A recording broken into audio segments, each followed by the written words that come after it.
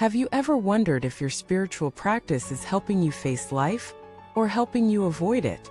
Have you ever asked yourself whether your retreat into meditation, chanting, or prayer is rooted in genuine self-inquiry or subtle escapism? Welcome back to the channel. It's good to have you here.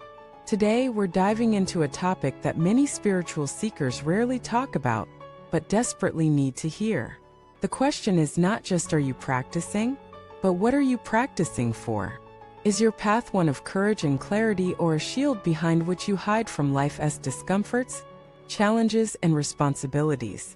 There's a quiet danger in the world of spirituality, one that's difficult to recognize because it wears the robes of peace, silence, and detachment.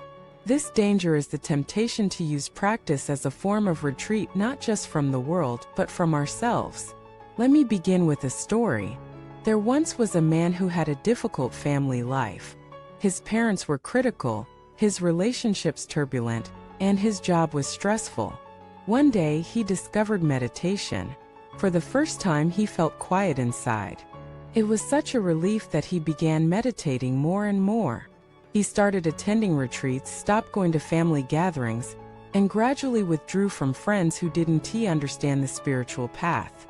On the outside he looked calm, but inside he hadn't really addressed his inner pain. He had simply found a more elegant way to avoid it. Instead of alcohol or distraction, he now used silence and mantras.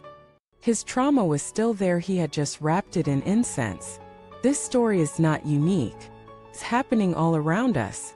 The question is, are we facing our suffering or spiritually decorating it? True practice does not mean escaping the world. It means entering it more fully, more consciously, and more compassionately. It means embracing the messiness, the contradictions, the heartbreaks, and the triumphs with open eyes and a steady heart. You may sit on the cushion for hours. But what happens when your spouse criticizes you? What happens when your child is crying? What happens when someone cuts you off in traffic? That's the real test. Real practice is not measured in minutes of meditation. It's measured in moments of presence. There's a powerful teaching from the Buddha where he describes a monk meditating in the forest, seeking peace. One day, he hears cries from a nearby village being attacked. But he stays seated, convincing himself that he must remain still, unattached. Later, the Buddha tells him, your detachment is not compassion. You use peace as a shield. You must walk into suffering, not walk away from it. This is the heart of spiritual maturity. And yet, the confusion is understandable. Modern life is overwhelming. We long for peace. So we seek out spiritual spaces that are quiet, serene, and safe. That's not wrong, it's necessary. But the purpose of practice is not to build walls around us. It's to strengthen us so that we can return to the world with clarity, love, and courage. Think of it this way. A retreat is like going to the gym. You build strength there. But the purpose of strength is not to live in the gym.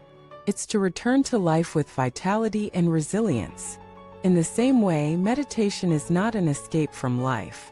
It's training for it. The problem arises when we never come back.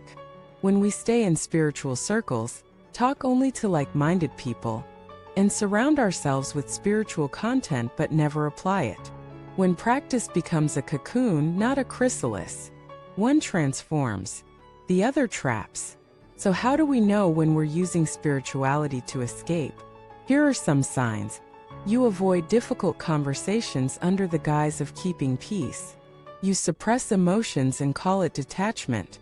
You judge people who live differently and call it awareness. You withdraw from responsibilities and call it renunciation. These are not signs of progress. They are signs of avoidance. Real detachment doesn't mean you feel nothing.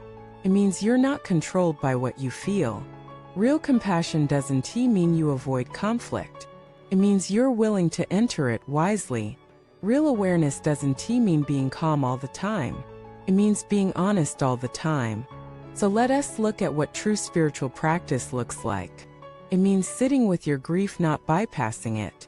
It means forgiving someone who hurt you not because it's easy, but because it's freeing.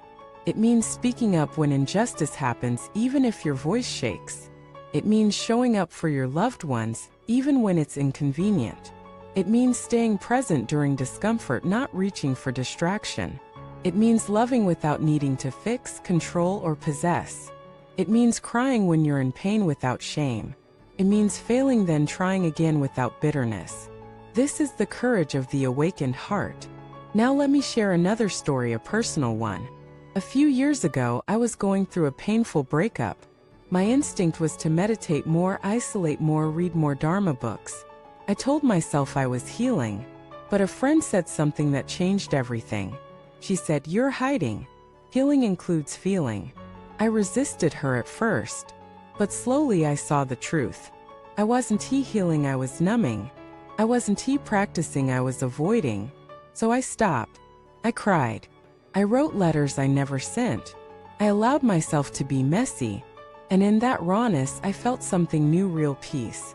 Not the peace of silence, but the peace of truth.